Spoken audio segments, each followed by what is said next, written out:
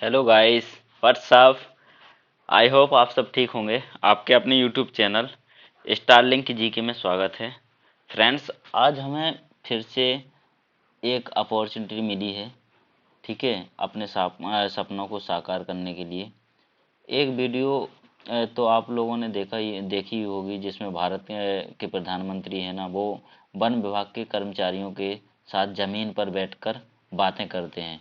तो forest guard जंगल में एक हीरो की तरह काम करता है, जो वन एवं वन्य जीवों की रक्षा करता है।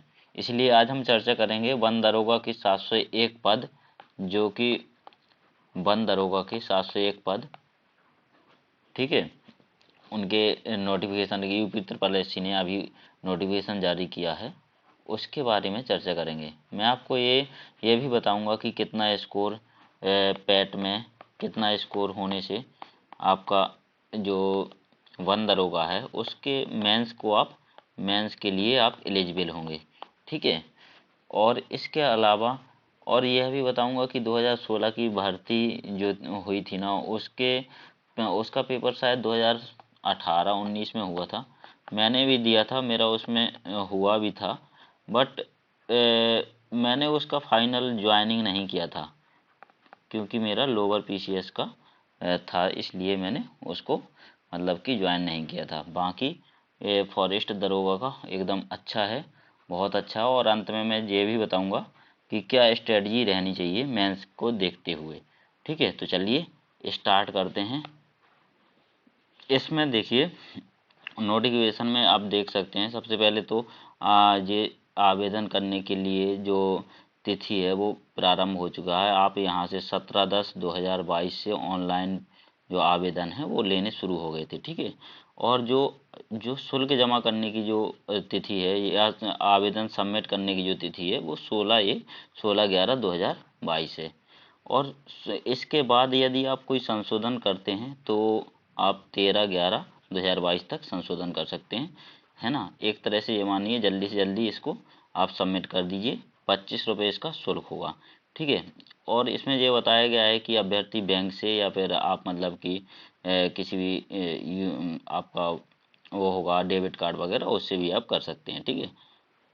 इसके अलावा देखते हैं वन दरोगा की जो भर्ती है उसको कौन निकालता है। वन रक्षक, वन एवं वन्य जीव विभाग उत्तर प्रदेश के नियंत्रणाधीन वन दरोगा के कितने पद हैं? 701 पदों के लिए ऑनलाइन प्रक्रिया के लिए आमंत्रित किया गया है, ठीक है। तो इसमें पैट में जो स्कोर कार्ड होगा उसी के आधार पर यहाँ पर मेंस के लिए क्वालिफाई किया जाएगा, ठीक है। मेंस के लिए क्वालिफाई किया जाएगा। इस तरह से आप देख सकते हैं आवेदन की ये प्रक्रिया है। आवेदन आप किस तरह से कर सकते हैं, इस ये मतलब यूपी ट्रिपल एससी की गवर्नमेंट वेबसाइट है, तो इस पर जाकर आप वहाँ से अपना जो पैट का रजिस्ट्रेशन है, पैट का रजिस्ट्रेशन डाल के इस तरह से आप ऑनलाइन प्रक्रिया, अपना आवेदन की जो प्रक्रिया है रजिस्ट्रेशन कर सकते हैं, ठीक है। और फिर इसके बाद बताया गया है कि ओटीपी के माध्यम से वेरीफाई किया जाए, लॉगिन किया जाएगा, है ना। नेक्स्ट जो हमारी काम की चीज़ है ये आप भर लेंगे, है ना, फिल कर लेना है। जो इसका जो शुल्क होगा अभी 25 रुपये देना होगा, सबको ही देना होगा। उसके बाद जो मेंस का अभी जो कट ऑफ जारी करेगा यूपी ट्रिपल एससी, उसमें यदि जिसका भी सिलेक्शन होता है तो उसको मेंस के लिए अलग से आवेदन करना होगा और उसका फीस अलग देना होगा, ठीक है। ये बात बताई गई है। और आपको जब प्रिंट आप निकालते हैं ना, फाइनल जो सबमिट करते हैं अपना फॉर्म, तो उस टाइम पे जो प्रिंट का ऑप्शन आता है तो आप प्रिंट ज़रूर निकाल लीजिए, क्योंकि ना प्रिंट के डॉक्यूमेंट वेरिफिकेशन के लिए डीबी के लिए प्रिंट बहुत ज़्यादा ज़रूरी होता है, ठीक है। एक चीज़ और देखते हैं अब इसका, ये देखिए यहाँ पर इसमें बताया गया है कि जो 701 पद हैं वो किस तरह से हैं।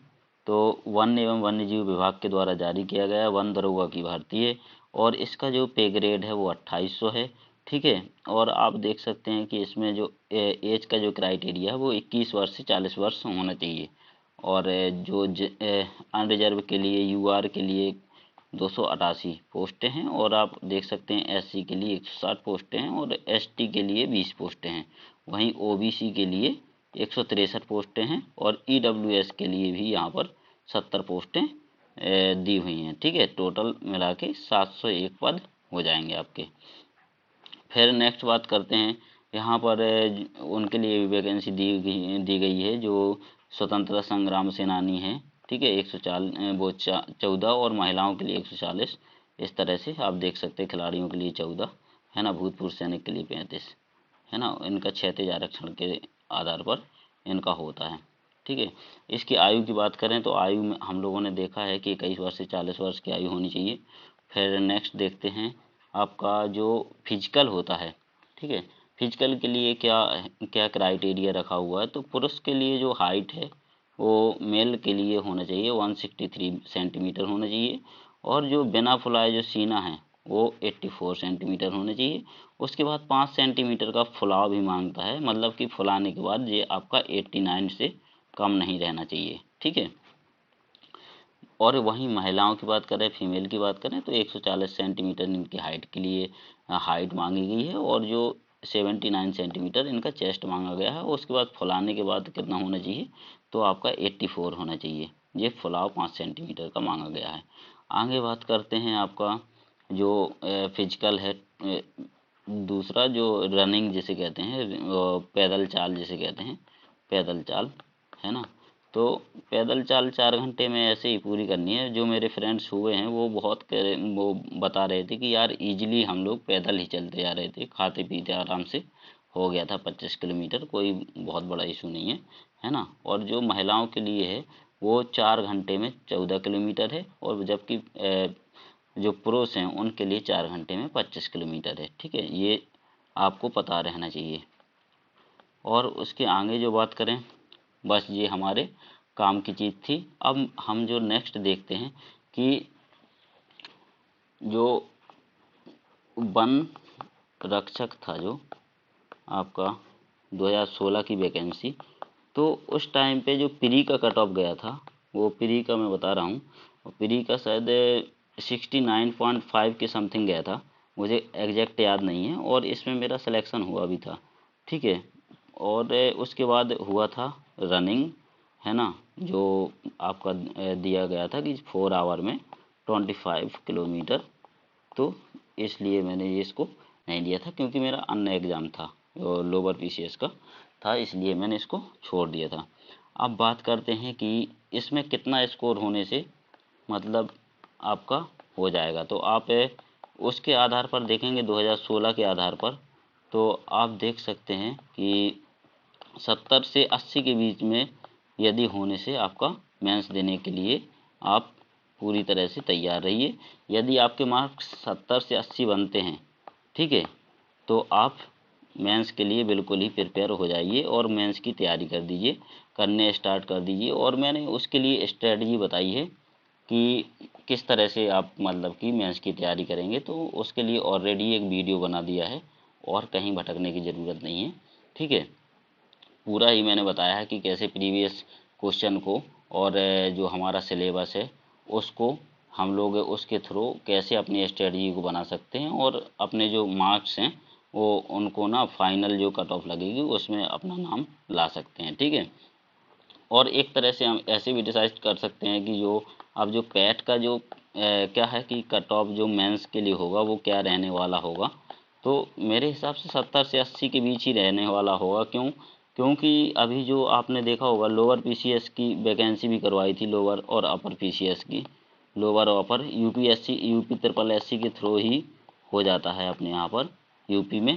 तो अभी उसके लिए 76 पोस्ट थी, और 87 में जनरल का बता रहा हूँ, मतलब 86.17 था कुछ करके, लेकिन हम मान लेते हैं कि 87 गया था कट ऑफ। 76 पद थे और कट ऑफ गई थी कितनी, 87, ठीक है। तो आप अंदाज़ा लगा सकते हैं कितनी हाई कट ऑफ गई थी। और फिर दूसरा जो मेंस कराया है पैट के थ्रू, जो मेंस हुआ है वो हुआ है आपका लेखपाल का, ठीक है, लेखपाल का हुआ है, जिसके पद लगभग 8000 थे, 7882 थे, लगभग 8000 मान लीजिए आप। और इसकी जो यूआर की मेरिट गई थी वो 63 गई थी, है ना, 62 पॉइंट कुछ गई थी, लेकिन हम मान लेते हैं 63 गई थी। तो 8000 पोस्टों के लिए आपका 63 कट ऑफ गई थी, और 76 पदों के लिए जो अपर और लोअर पीसीएस के लिए और सप्लाई इंस्पेक्टर था उसके लिए आपका 87 गया था। तो इस हिसाब से आप मतलब कि कैलकुलेट कर सकते हैं कि आपका जो मेंस के लिए वही लोग क्वालिफाई होगा जिसका मतलब 70 से 80 के समथिंग होगा। ये आप मान लीजिए कि 75 से 80 तो होने से आप बिल्कुल ही सिक्योर हो जाएंगे, लेकिन 70 से 80 के बीच में यही कट ऑफ रहने वाला है ना। तो मैंने इसकी स्ट्रेटजी, फाइनल स्ट्रेटजी बना दी है पूरा मेंस के हिसाब से कि मेंस में यदि होता है तो अभी से उसकी तैयारी कैसे करेंगे। और ये आप वीडियो देख सकते हैं क्योंकि मैंने ऑलरेडी इस पे वीडियो बना रखा है। ठीक है, thank you so much watching this video, और please like share and subscribe ज़रूर कीजिए। Thank you so much.